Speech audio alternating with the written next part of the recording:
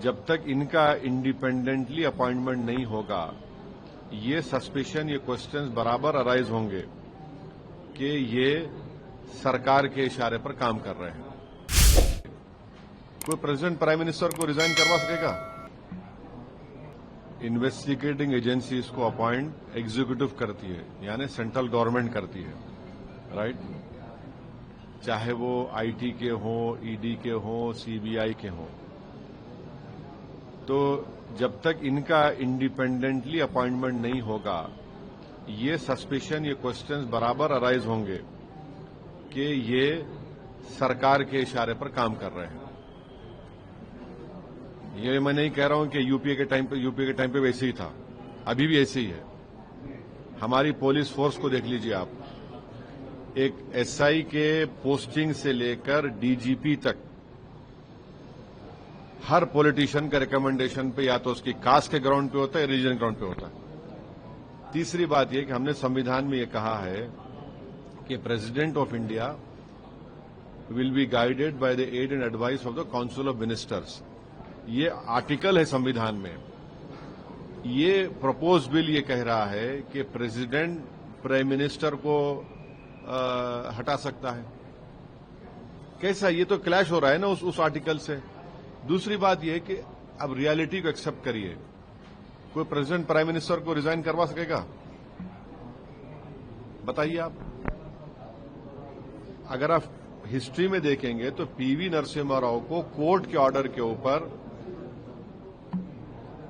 एक इन्वेस्टिगेशन सामने जाना पड़ा, मगर रिजाइन नहीं किया वो। अब यहां पर करना क्या है? गवर्नर, आप सेंट्रल गवर्नमेंट अपॉइंट करती है।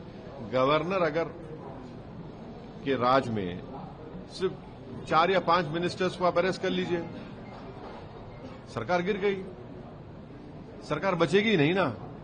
तो इसको कौन कंट्रोल करेगा? यूनियन टेरिटरी में तो पूरा होम डिपार्टमेंट सेंट्रल गवर्नमेंट के पास रहता है।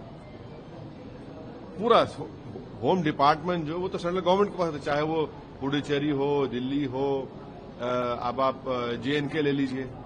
तो फिर इंडिपेंडेंस कहां रहा? आप तो कंट्रोल करेंगे ना इनको। सर लेकिन जिस किसी तोते को आपको पकड़ना है या किसी पिंजरे में डालना है, तो ये खुद आपके कंट्रोल में रहेंगे, वो पिंजरे में पड़ जाएंगे।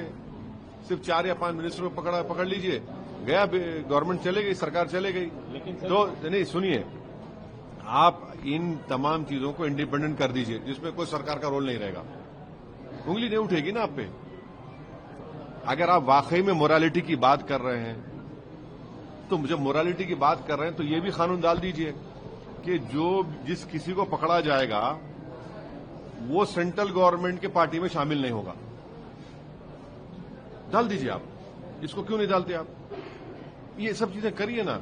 आपकी इंटेंशन, आपकी नेक नियति जाहिर हो जाएगी। सर जेपीसी का रास्ता खुला है। अभी हमारे एडिटर चीफ के इंटरव्यू में अमित शाह जी ने बोला है कि जेपीसी में जाएगा, जेपीसी में चर्चा होगी, जेपीसी में सारे पार्टियों के लोग हैं, तो उसमें आप बात उठाइए, चीजें होंगी। नहीं, आप मेरे पास आए तो मैं बोल रहा हूं ना।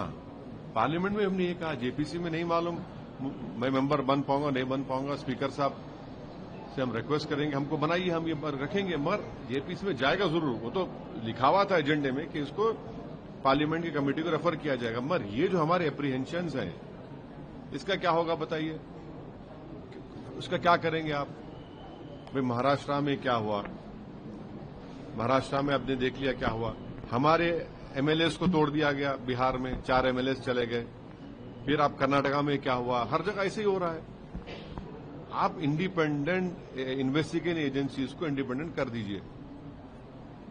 इसमें कोई सरकार का रोल नहीं होगा, उनके अपॉइंटमेंट में, पुलिस फोर्स में नहीं होगा।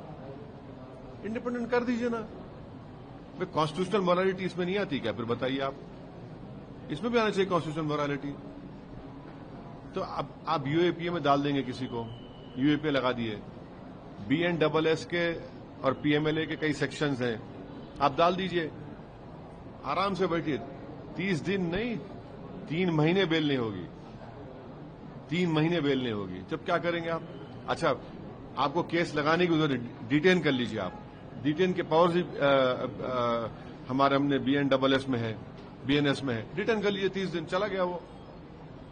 ये बात समझने की जरूरत है।